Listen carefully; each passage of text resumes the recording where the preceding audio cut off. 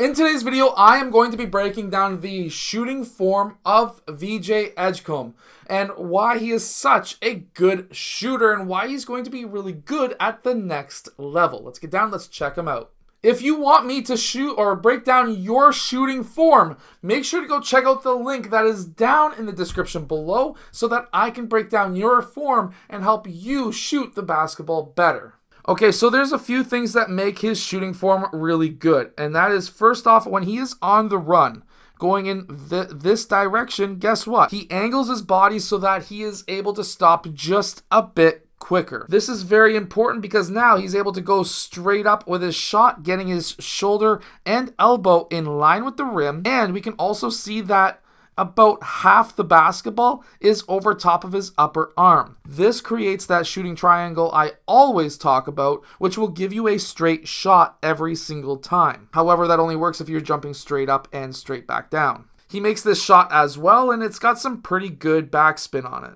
Okay, so this next shot, what we can see is that he's actually pretty well balanced. We can see that his shoulders are somewhat over top of his knees, and they are all in line with his toes.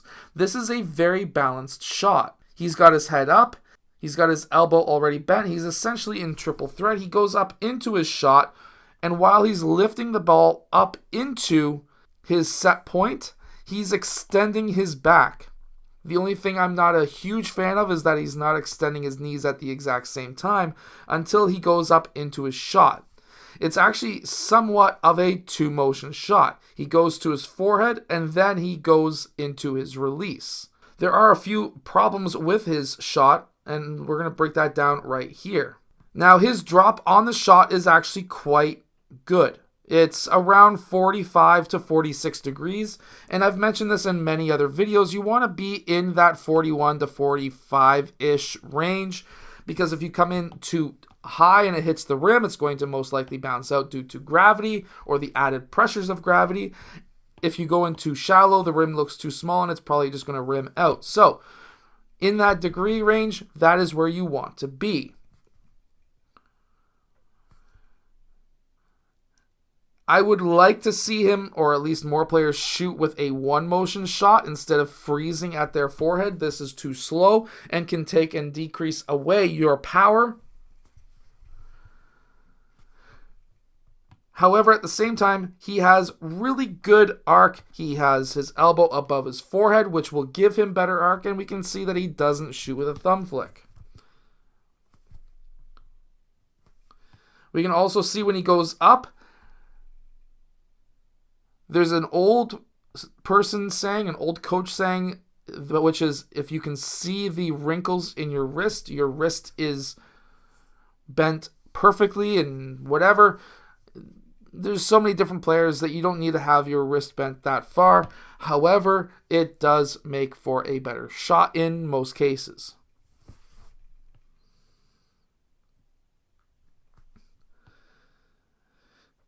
And we also see that he gets his footwork proper as well in game. Now, one thing I will mention, that his arm is almost at 90 degrees. His elbow is almost at 90. What does this tell us? Well, a lot of players, they'll have almost a 45 degree on their elbow. The players who are closer to 90 degrees are going to be having a quicker release, which is good.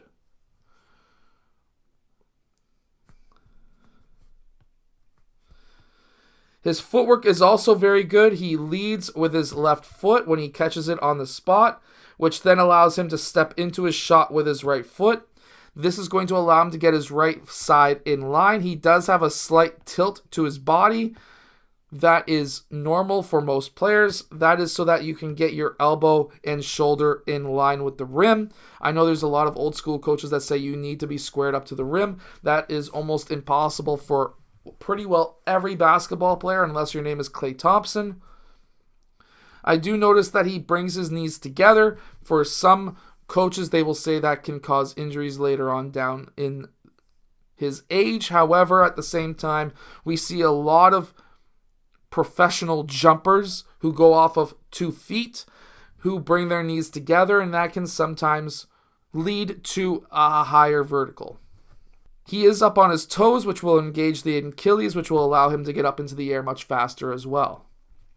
Now, if he has sway, we're all set. He has not much sway at all. If you're looking to get greater distance on your shot, you have a little bit of sway forward, a little bit of sway back in your shoulders. However, he does have range. He shot that from quite far away. However, I'm going to say right now, unless I haven't seen many close-ups of his shooting form, but I'm going to say that this came off the side of his hand because his backspin on this shot is somewhat sideways, as we can see right here.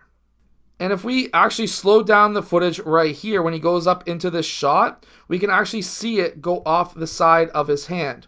We can see that, if I can do this quick enough, right there.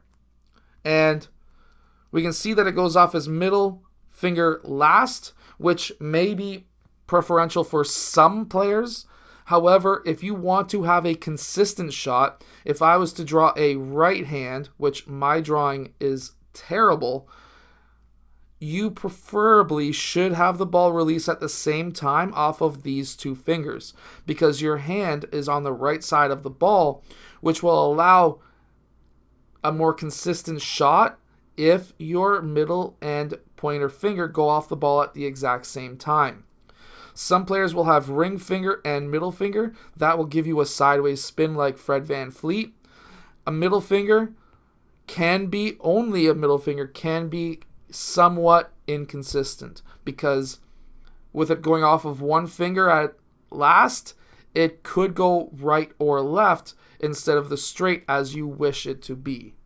And we can actually see somewhat of a side flick right there. So a sideways flick will tell me that he is trying to adapt to the ball going off of his middle and ring finger. If you have a side flick like this, try repositioning your hand farther to the right side of the ball, and it should literally fix itself. I hope that this video has helped you become a better shooter in basketball. If it has, hit that like button, subscribe. Make sure to go check out myself down in the description below, where I can help you with your basketball shooting form. If you are looking to have a very good form so you have a very high shooting percentage, that is going to help you shoot the ball better. I'll see you guys again in my next video.